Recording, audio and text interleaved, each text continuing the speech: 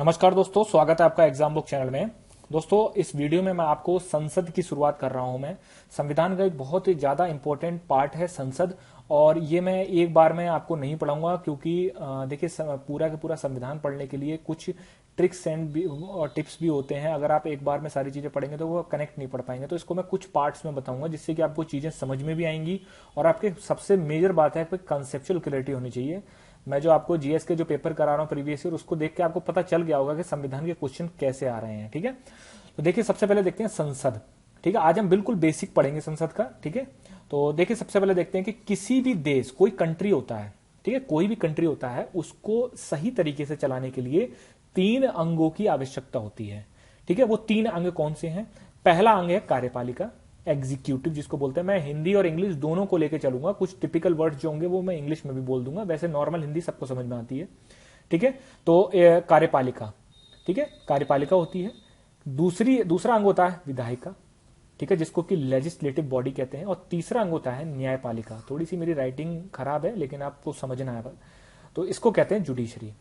देखिए एग्जीक्यूटिव कौन होता है? जो कि वास्तव में काम करते हैं। एग्जीक्यूटिव मतलब कार्यपालिका, जो कार्य करती है। ठीक है, इसमें क्या होती है?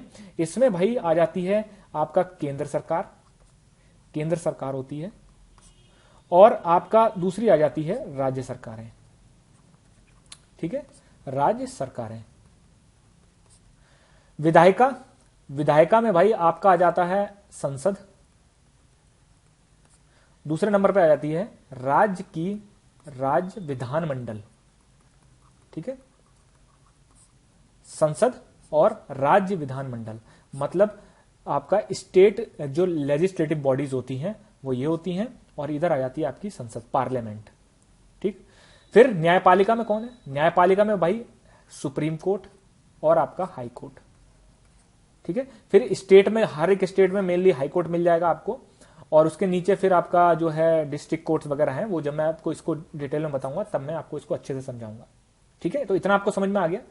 देखिए ये जो पार्ट है केंद्र सरकार राज्य सरकार, ये मैं आपको पढ़ा चुका हूं। आप मेरी जाके प्लेलिस्ट को चेक करिए और एक एक प्लेलिस्ट को देखिए वहां पे। ठीक है, और आज मैं आपको पढ़ाने जा रहा हूं संसद। ठीक है, इसके बाद मैं राज्य विधानमंडल शुरू करूंगा। जैसे जैसे मैं टॉपिक पढ़ा रहा हूं वैसे वैसे आप देखते रहिए। सुप्रीम कोर्ट में करवा चुका हूं। ठीक है ना, तो आज हम देखते हैं संसद। संसद क्या होता है, बिल्कुल बेसिक से पढ़ेंगे। ठीक, ज्यादा कोई भी किसी भी तरीके की कोई हम इसमें हाथ पैर नहीं मारेंगे। पहले हम बेसिक देख लेते हैं, उसके बाद जाएंगे थोड़ा सा हायर लेवल पे। ठीक है, तो देखते हैं संसद क्या होती है। संसद, ठीक, तो संसद क्या होती है?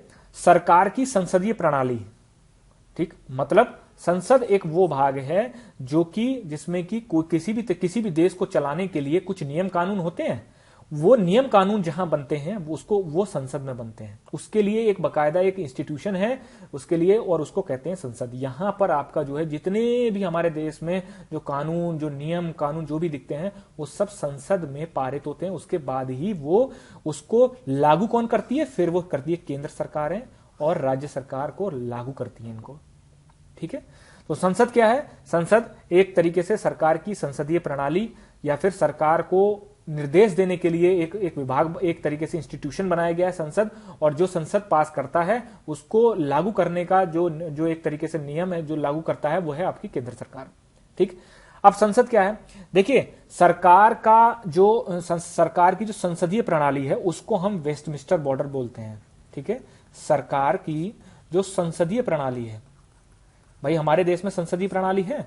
ठीक है, क्योंकि हमारे देश में कोई भी नियम कानून होता है वो संसद में पहले पारित होता है, उसके बाद उसको जो आपकी केंद्र सरकार और राज्य सरकारें हैं वो उसको लागू करती हैं। ठीक है, तो इसको कहते हैं वेस्टमिंस्टर मॉडल, वेस्टमिंस्टर, ठीक है, मॉडल, ये इसको ये कहते हैं। आप क्वेश्चन ये कभी कभी आ जाता है आपका कि सरकार की संसदीय प्रणाली को क्या कहा जाता है? ठीक है, तो सरकार की संसदीय प्रणाली को आपका वेस्टमिंस्टर मॉडल बोला जाता है। या फिर क्वेश्चन ऐसा भी आ जाता है कि वेस्टमिंस्टर मॉडल क्या होता है, वो आप यहां से बता देंगे कि सरकार की संसदीय प्रणाली होती है। ठीक है, अब देख लेते हैं कि वो संविधान में, हमारे संविधान में इसका उल्लेख कहां किया गया, संसद कहां है। ठीक है, हमारे संविधान में भाग 5 मतलब पार्ट 5 में इसका उल्लेख किया गया है। सीधा सीधा क्वेश्चन आ जाता है कभी कभी कि सरकार जो भारतीय संविधान में आपका जो है संसद किस भाग में है, तो भाग 5 में है। ठीक है, उसके बाद है अनुच्छेद, मतलब आर्टिकल, कौन कौन से आर्टिकल में है, तो 79 से लेके और वो 122 तक जो है जितने भी आर्टिकल हैं, इनमें जो है आपका संसदीय कार्यप्रणाली, संसद और उसके अंदर क्या होता है, कौन से अफसर होते हैं, कितने सदस्य होते हैं, इन सब के बारे में आपका डिटेल में आपको बताया गया है। ठीक है, अब हम देखते हैं संसद के एक तरीके से कितने, कौन कौन संसद का इसका सदस्य होता है। देखिए सबसे पहले देखते हैं संसद। संसद के 3 अंग, बहुत ध्यान से समझ लीजिएगा, इसमें बहुत बच्चे जो है गलत करते हैं। राष्ट्रपति, लोकसभा और आपका राज्यसभा, ये हैं आपके संसद के 3 अंग।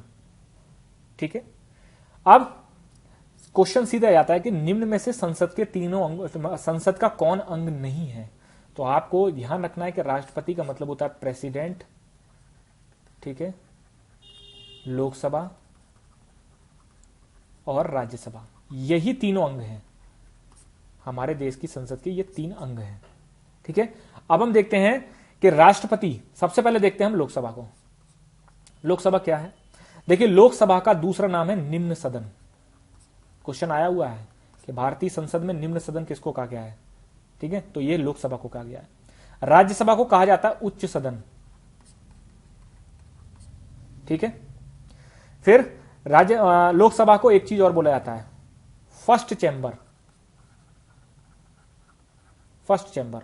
और उच्च सदन को, इसको राज्यसभा को, लोकसभा को आपका फर्स्ट चैम्बर कहा जाता है और राज्यसभा को आपको कहा जाता है सेकंड चैम्बर। ठीक है, राज्यसभा को आपका सेकंड चैम्बर भी बोला जाता है। इतना समझ में आ गया। अब देखते हैं लोकसभा। ये जो लोकसभा आपको दिख रही है, ये पूरे भारत के नागरिकों का प्रतिनिधित्व करती है, मतलब रिप्रेजेंटेशन। पूरे भारत के आपके जो नागरिक हैं, बहुत ही ध्यान से इसको समझिएगा, नागरिकों का प्रतिनिधित्व, प्रतिनिधित्व करती है, मतलब रिप्रेजेंटेशन। क्योंकि भाई, और आप याद रखना, जब भी आप देखते होंगे कि हाँ भाई लोकसभा के चुनाव हुए, लोकसभा के चुनाव हुए, ठीक है, तो लोकसभा के चुनाव में आप एक चीज ध्यान रखना कि लोकसभा के चुनावों में हमेशा पब्लिक जो है वो डायरेक्ट वोट करती है।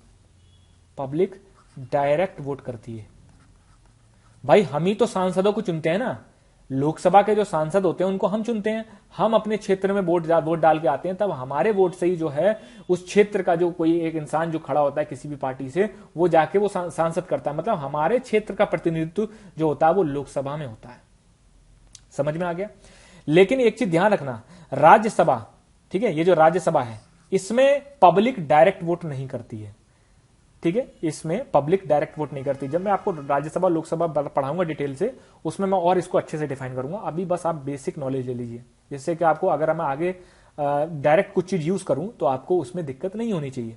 ठीक है, तो राज्यसभा में क्या होता है, राज्यसभा में डायरेक्ट वोट नहीं करते। और राज्यसभा जो होता है वो सभी विभिन्न राज्यों, मतलब सभी स्टेट, जितने भी स्टेट हैं और जितने भी यूटी हैं, ठीक है, उन सबका प्रतिनिधित्व करता है। ठीक, जैसे भाई राज्यसभा में क्या होता है, राज्यसभा में मान लीजिए किसी स्टेट को आपकी जो है 12 सीट दे रखी है। ठीक, तो उस स्टेट में जो विधायक होते हैं, ठीक है, उस स्टेट में जो विधायक होते हैं वो क्या नाम है, राज्यसभा के लिए जो है किसी भी कैंडिडेट के लिए चुनाव करते हैं। वो मैं आपको जब राज्यसभा पढ़ाऊंगा तो इतना आप अभी के लिए इतना समझ लीजिए कि राज्यसभा में पब्लिक जो है, हम लोग डायरेक्ट वोट नहीं करते हैं, हम लोग डायरेक्ट राज्यसभा के सांसदों को नहीं चुनते हैं।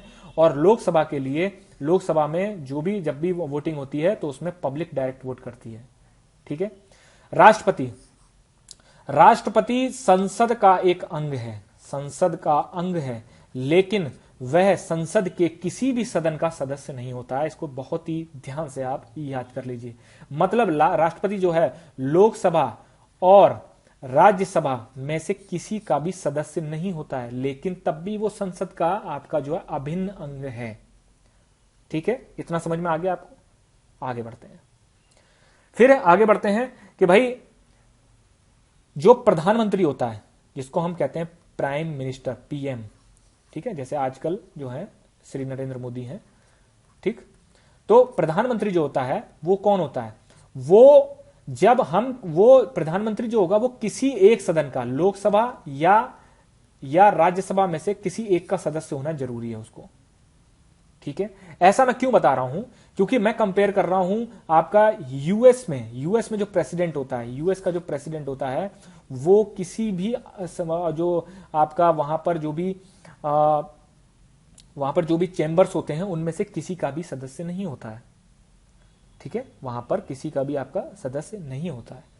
ठीक, हमारी जो संसदीय प्रणाली है, हमारी जो भारत की जो संसदीय प्रणाली है वो जो है, जो ब्रिटेन की संसदीय प्रणाली है उसके तरह है, बिल्कुल ब्रिटेन की जो संसदीय प्रणाली है उसकी तरह है। ब्रिटेन की संसदीय प्रणाली में कौन कौन होता है, जैसे हमारी संसद के भाग होते हैं राष्ट्रपति, लोकसभा और राज्यसभा। वहां पर होती है आपका जो है महारानी, ठीक है, फिर होती है हाउस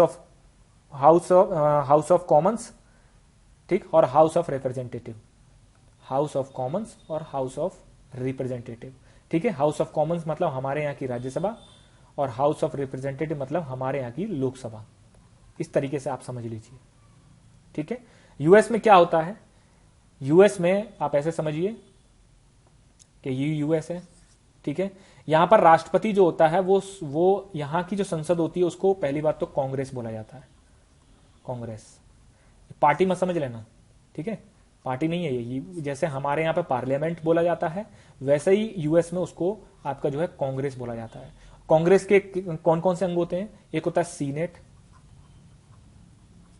ठीक है, और एक होता है हाउस ऑफ रिप्रेजेंटेटिव। ठीक है, यहां पर एक चीज मैं करेक्ट करना चाहता हूं, ये जो ब्रिटेन में होता है इसमें जो राज्यसभा मतलब हाउस ऑफ लॉर्ड्स बोला जाता है उसको। ठीक है, हाउस ऑफ लॉर्ड्स जो हमारे यहां की राज्यसभा होती है, और हाउस ऑफ कॉमन्स, ठीक है, हाउस ऑफ कॉमन्स मतलब हमारे यहां की लोकसभा। ये आपका जो है ब्रिटेन में होता है। हाउस ऑफ लॉर्ड्स का मतलब होता है राज्यसभा हमारे यहाँ की, और हाउस ऑफ कॉमन्स का मतलब होता है हमारे यहाँ की लोकसभा। क्योंकि हमारी जो संसदीय प्रणाली है वो हूबहू जो है वो ब्रिटेन की तरह है। ठीक है, और कांग्रेस में, यूएस में क्या होता है, यूएस में प्रेसिडेंट जो होता है आपका कांग्रेस का पार्ट नहीं होता है, मतलब वहां की संसद का पार्ट नहीं होता है। और वहां की संसद के दो भाग होते हैं, एक सीनेट होता है, ठीक है, जिसको कि उच्च सदन बोला जाता है, और हाउस ऑफ रिप्रेजेंटेटिव होता है जिसको कि आपका जो है निम्न सदन बोला जाता है। अगले वीडियो में मैं क्या लाने वाला हूं, अगले वीडियो में मैं लाऊंगा राज्यसभा और लोकसभा। ठीक है, राज्यसभा क्या होती है, कितने उसकी सीट होती है, कौन कौन सी सीट कौन कौन से स्टेट में होती है। राज्यसभा में जो है राज्यसभा का जो आपका जो चेयरमैन होता है, ठीक है, वो कौन होता है। राज्यसभा का जो है एक उपाध्यक्ष जो होता है वो कौन होता है, किस स्टेट से, किस यूनियन टेरिटरी से कितने लोग चुने जाते हैं। इसी तरीके से जो है लोकसभा में मैं बताऊंगा लोकसभा का अध्यक्ष, उपाध्यक्ष, ठीक है, और वहां पर जो है पद रिक्त और पद मुक्त का एक कंसेप्ट है वहां पर, जो कि बहुत बच्चे उसमें कंफ्यूज हो जाते हैं कि जब अध्यक्ष का पद रिक्त होता है और पद मुक्त होता है, ठीक है ना, वैकेंट होता है, ठीक है, और जब वो उसको खाली छोड़ता है, तो वो दो तरीके की चीजें इसमें वो मैं क्लियर करके बताऊंगा धीरे धीरे करके। देखिए, क्योंकि जो मैंने अभी कल जो पेपर डाला है, आज सुबह जो मैंने पेपर डाला है जीएस का, उसमें एक क्वेश्चन आया था कि स्टार्ड क्वेश्चन कौन से होते हैं। वो बहुत कंसेप्चुअल क्वेश्चन है लेकिन बहुत सिंपल है। अगर अच्छे से संसद पढ़ी हुई है तो तभी आप उसको कर सकते हो। ठीक है, तो दोस्तों अगर आपको वीडियो अच्छी लगी हो तो लाइक शेयर सब्सक्राइब जरूर करें। ठीक है, और इसको पढ़ते रहिए अच्छे से। मैं आपको बता दे रहा हूं कि मैं आपको इस तरीके से बता रहा हूं कि अगर आप बुक से उठा के देखेंगे तो भी आपको यही मिलेगा।